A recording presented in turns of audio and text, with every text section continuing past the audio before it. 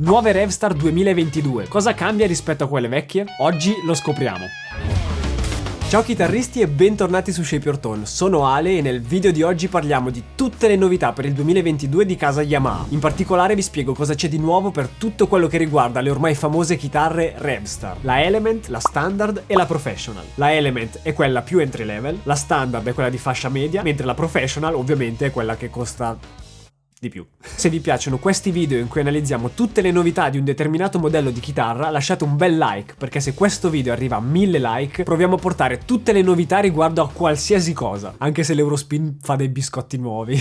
Per parlarvene oggi ho qui un modello della serie Element e un modello della serie Standard. Se volete che provi anche il modello Professional fatemelo sapere subito qui sotto nei commenti. Cominciamo dalla Element. Questa è la serie più accessibile delle tre di questo nuovo catalogo e si trova in una fascia di prezzo al momento poco sotto i 500 euro. Comunque controllate sempre qui sotto in descrizione al link per sapere tutti i prezzi aggiornati sempre, per favore, perché poi vi lamentate con me. La prima novità introdotta che troviamo su tutti i modelli, compreso il modello Element, è sicuramente la presenza delle camere tonali all'interno del body. Sostanzialmente le camere tonali sono dei buchi fatti all'interno del body che servono per alleggerirlo e aumentarne magari la risonanza. Fanno un po' l'effetto della cassa armonica della chitarra acustica. In questo modo il pattern di camere tonali ha permesso a Yamaha di alleggerire il body e aumentarne anche la risonanza e ottimizzare anche l'equilibrio dello strumento. Infatti questa chitarra, ma anche tutte le altre delle altre serie, sono super bilanciate. Troviamo il corpo e il manico fatti in mogano e la tastiera in palissandro, quindi il sound è veramente grosso e i legni utilizzati ci rimandano inevitabilmente al sound di stampo Gibson. L'elettronica anche questa è molto semplice, infatti abbiamo una coppia di humbucker Alnico 5 che non sono splittabili,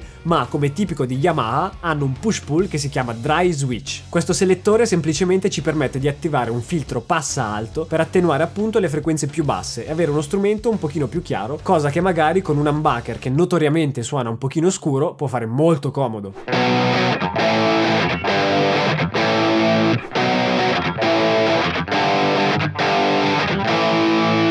Come avete sentito nel secondo esempio, il suono ha un po' meno basse rispetto a quello del primo esempio, è un suono un pochino più chiaro, un pochino più aperto, ma questa differenza si può percepire ancora meglio sui suoni un pochino più puliti.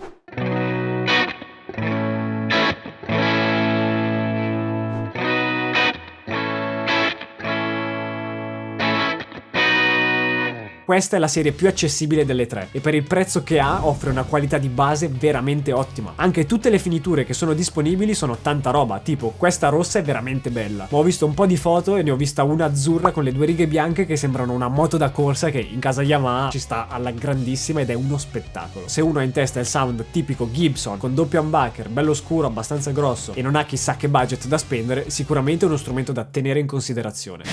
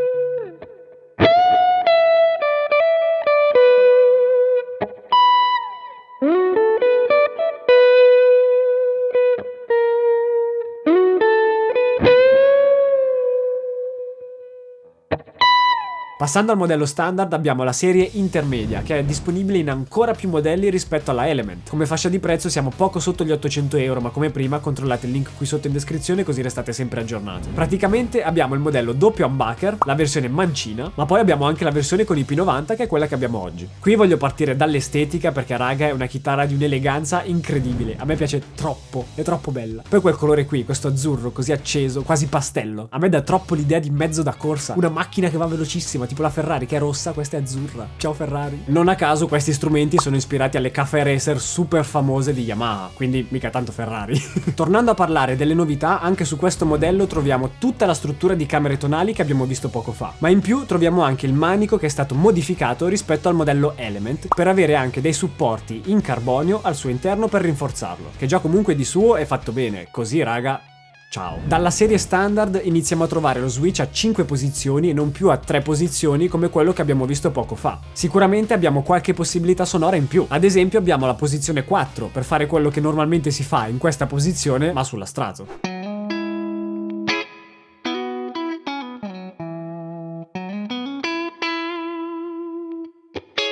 Ma contemporaneamente, oltre a tutte le posizioni classiche stile Gibson, abbiamo anche la posizione 2.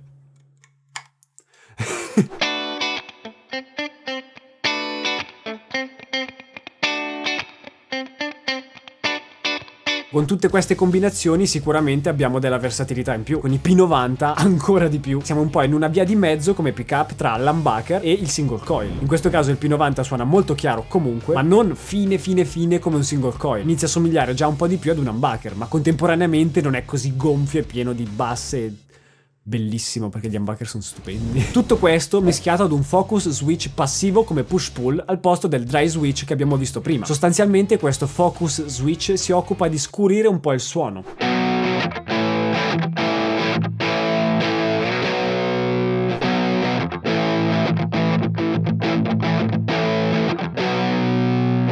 In più su questa chitarra abbiamo anche il top in acero, che come abbiamo visto ad esempio su altre chitarre che hanno un modello basic tutto in mogano e un modello un pochino più costoso con il top in acero, un po' di differenza la fa. Ad esempio vi rimando qui sopra ad un video in cui abbiamo fatto questo esperimento e questo test con le PRS, così dopo che avrete sentito le differenze tra le due Yamaha di oggi potete andare a sentire anche le differenze tra quelle due chitarre. Questa chitarra tra l'altro inizia a essere venduta anche con inclusa la sua custodia, che devo dire è fatta veramente bene. Per un utilizzo quotidiano è spettacolare.